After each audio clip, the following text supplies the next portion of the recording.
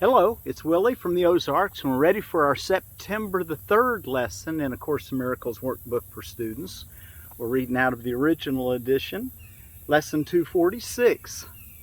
To love my Father is to love His Son. To love my Father is to love His Son. Let me not think that I can find the way to God if I have hatred in my heart. Let me not think that I can find my way to God. You looking for your way to God? Well, you won't find it as long as you have any anger or irritation or even unthankfulness towards anyone in your heart. He says it simply by saying, let me not think that I can find my way to God if I have hatred in my heart. Let me not try to hurt God's Son and think that I can know His Father or myself. Let me not try to hurt God's Son. Don't use any attack.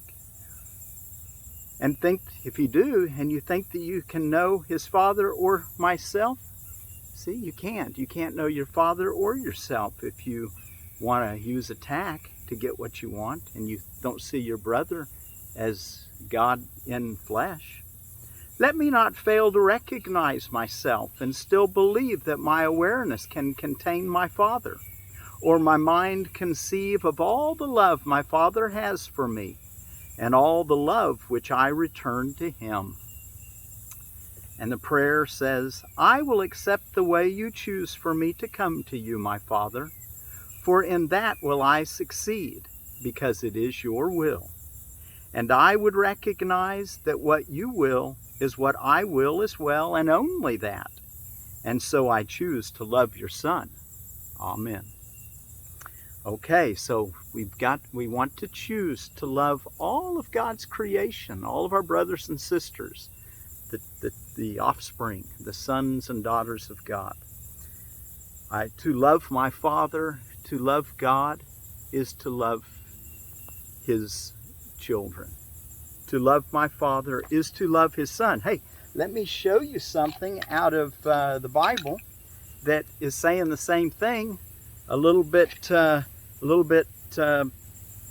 long time ago, and a little bit, how do I say it, a little harsher maybe?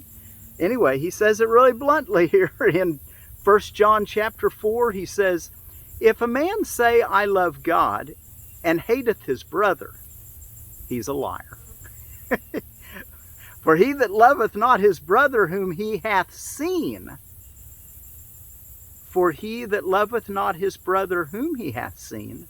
how can he love God whom he hath not seen? So here he's saying that if you say that you love God, but you don't love His creation, your brother, God's children, His Son, well then you're making a mistake. He says it pretty bluntly in the Bible there. In John, he says, well, you're a liar. How can he love God whom he has not seen? We don't see God with our eyes, but we can see our brother with our eyes. And this is our opportunity to love God. This is in chapter 20, and then verse 21 also says, 1 John chapter 4, verse 20, and then 21 also says, and this commandment have we from Him, that he who loveth God love his brother also. Well, see, it's all we were told it 2,000 years ago, but He's come and made it really, really clear this time, okay? The gospel He intended for us to get. Love your neighbor as yourself. Love God. Our lesson today, to love my Father is to love His Son. Okay, let's go take a look at our text reading. And we are ready for the new chapter 5, Healing and Wholeness. And it's a short one, just the introduction is all we're going to read, the first page. But I want to reread a little bit from yesterday, just because it's so inspiring and uplifting. In The Root of All Evil, that last section, True Rehabilitation.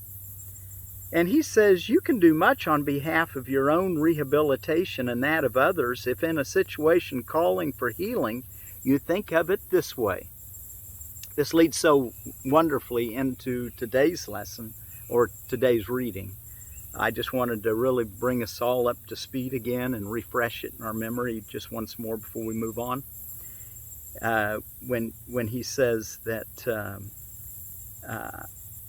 you can do much on behalf of your own rehabilitation and that of others if in a situation calling for healing, you think of it this way.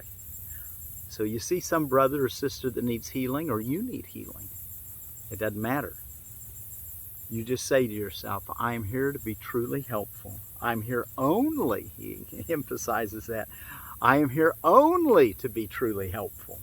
I'm here to represent Christ who sent me.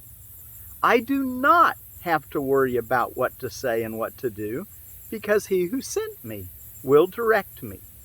I am content to be wherever he wishes, knowing he goes there with me. I will be healed as I let him teach me to heal. And such a beautiful little reminder to say that often when you just want to have a good word to keep in mind. I'm here only to be truly helpful. I'm here to represent Christ who sent me.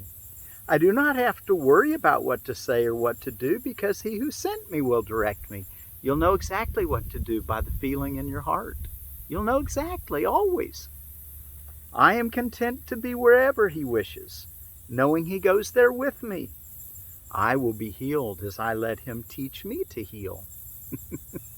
All right, and our last sentence that we're going to read today at the bottom of page 79 in Course in Miracles Society's edition that I've got. Let me know this brother as I know myself. Let me know this brother as I know myself. We're starting to see that we're all in this together. And once we realize that, we can make a lot of progress in our own awakening and remembering of our Creator, as well as assisting others by them hearing the happy song that we've learned to sing. Healing and wholeness. So before we read, if you're wanting to turn there, by the way, and I was so amazed. This is a wisteria at my friend John's house, and I've got a couple horses over here, and I came over today and I noticed this wisteria was blooming. They usually bloom in the spring, early summer. This here it's September, and we got a wisteria bloom. I see another one starting to right up there. I'm not sure if this is an American wisteria or a Japanese wisteria, but let me tell you a little bit about wisteria real quick. They can be extremely long-lived. Vines, they're vines. They can get really big and strong. And if they get up under roofs, they'll lift up your shingles. So you don't want to keep them off your house, probably. But nice to make shade on like gazebos and whatnot. But this is out kind of on this side of his pool. But the thing nice about these wisteria is the fragrance and the beautiful blooms. Usually there's a whole bunch of them in the spring. This is just a one, which was kind of unusual that it would bloom here in the fall. But it's got one. I hadn't really checked to see how well it smells. Oh yeah, smells that wonderful, wonderful wisteria smell. So anyway, the wisteria. Let me tell you a little bit about wisteria. Here is a leaf. Look, see all the little, let's see, 1, 2, 3, 4, 5, 6, looks like 13 little leaflets. And they have the vines, and they recommend trimming them back every year to keep them contained. Otherwise, and they'll produce more flowers. The Wisteria floribunda is the Japanese wisteria, and the American wisteria is Wisteria frutescens. I'm not exactly sure which one this is. I think it's the American, which is the Wisteria frutescens. They're a little smaller flower, but I don't have one to compare it with. And they don't have quite as much fragrance, but they still are beautiful, and they still make that wonderful fragrance. All the parts of the wisteria are considered toxic, so don't eat them, except for the flower itself. The flowers are prized edibles. They do say that you can, that the seeds have been used in Chinese medicine because they're a diuretic, and they've been used in heart ailments. So, you really want to know what you're doing, because they can make you sick. I don't think they'd kill you, but, well, unless you ate enough of them, they might.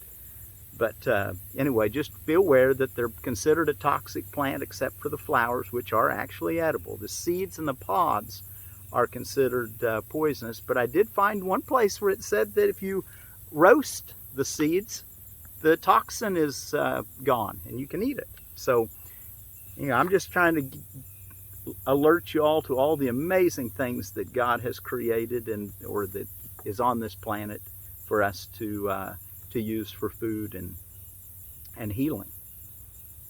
So anyway, there's your wisteria. Like I said, I think this is the American wisteria. There's actually several different species of wisteria. They're all the wisterias are. Wisteria is the genus, and the species will vary.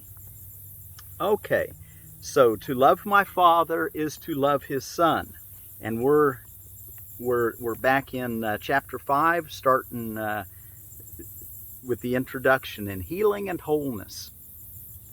To heal is to make happy. To heal is to make happy. I've told you before to think how many opportunities you have had or you have to gladden yourselves, and how many you have refused. Well, let's not do that anymore. We have an opportunity to be happy, let's take it. And if we don't take it, let's at least go be still and quiet and say, God, why can't I take this happiness? Why am I being so depressed and unhappy and angry? And just be still and quiet until your miracle comes. I have told you before to think how many opportunities you have to gladden yourselves and how many you have refused. This is exactly the same as telling you that you have refused to heal yourselves. The light that belongs to you is the light of joy. Radiance is not associated with sorrow.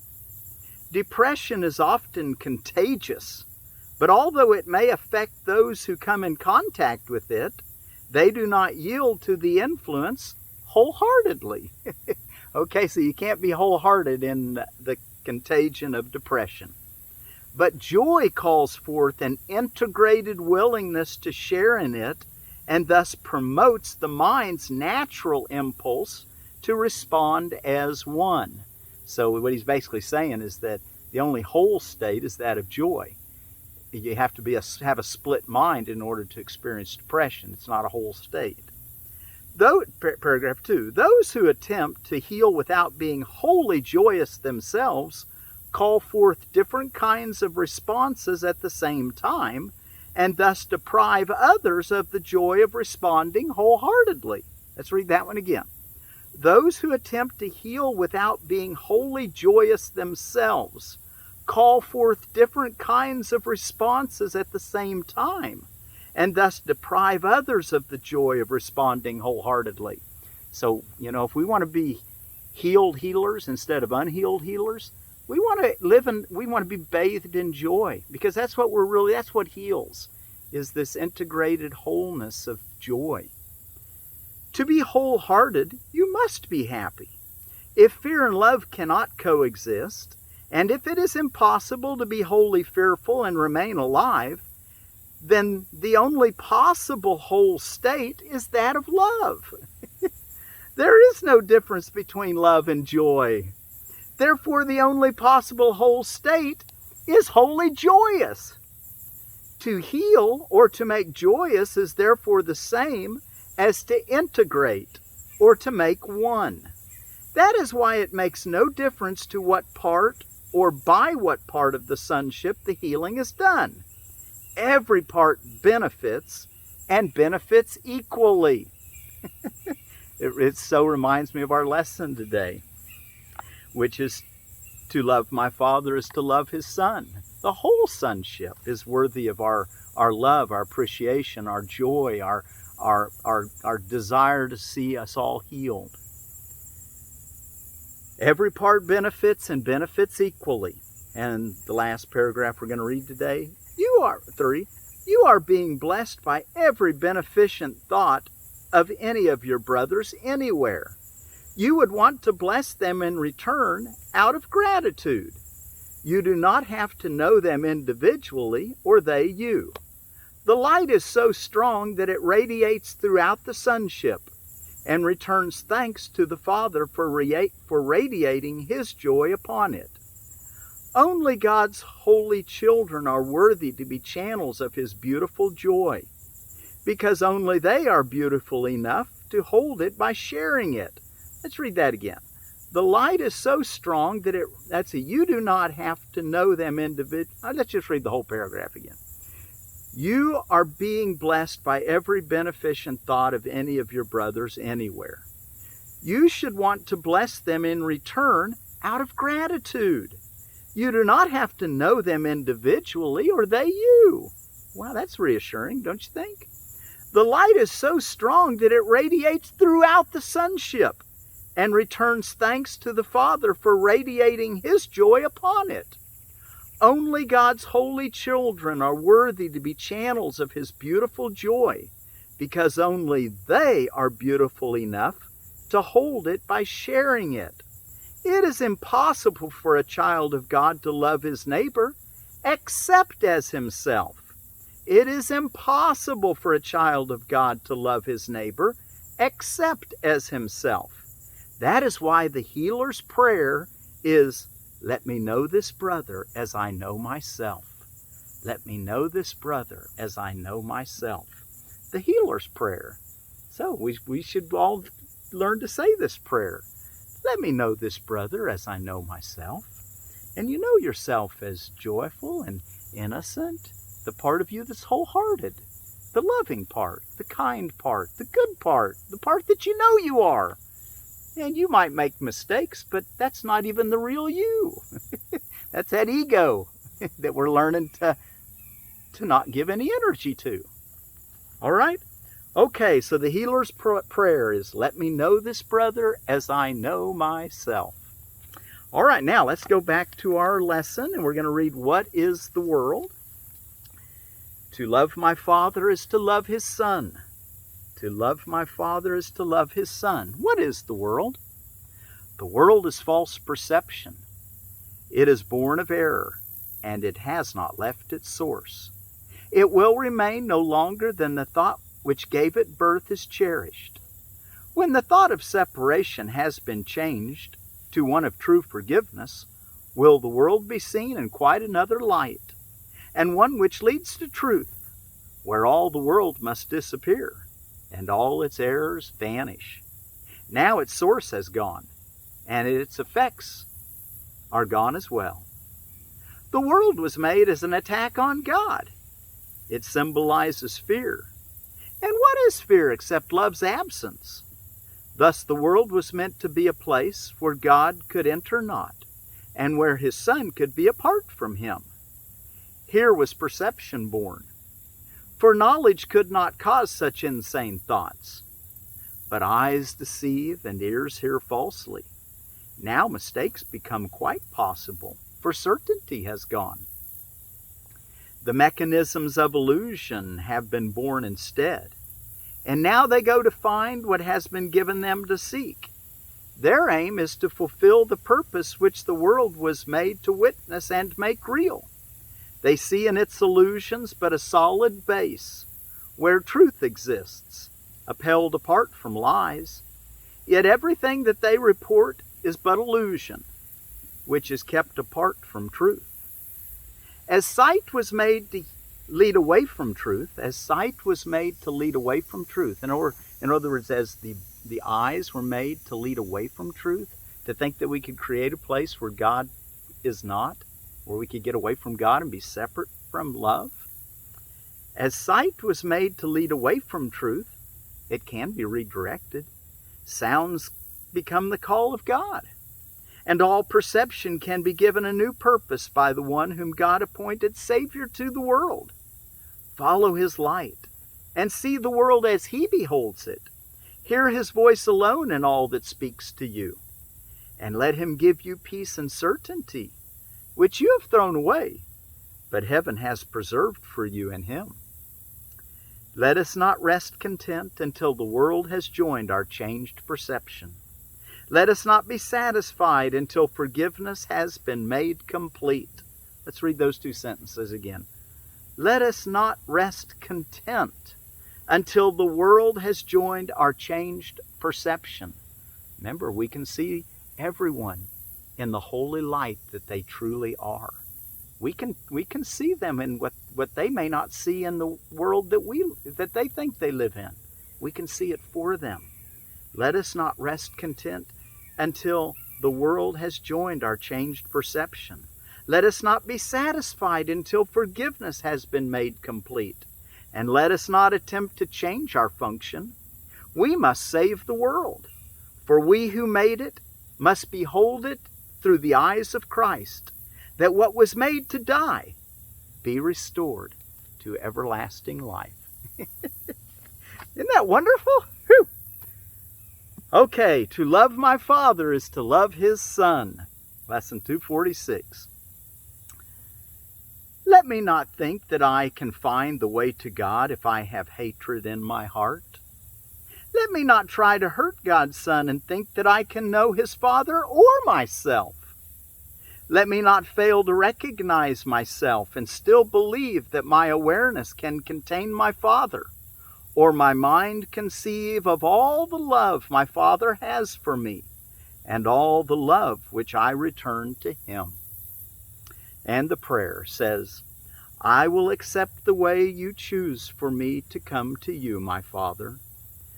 For in that will I succeed because it is your will. And I would recognize that what you will is what I will as well, and only that. And so I choose to love your Son. Amen. I choose to love your Son. In your mind, can you think of any son that you have difficulty with? Hopefully you've taken care of all those, and that you're all prayed up, as some folks say. That that there's no more unforgivenesses. You're not holding any angers or judgments towards anyone. So if you can do that, do the best you can, and ask God for help when you see that you can do better. That's the one miracle you'll always be able to get, and get it as soon as you're willing to receive it. So until tomorrow, to love my Father is to love His Son.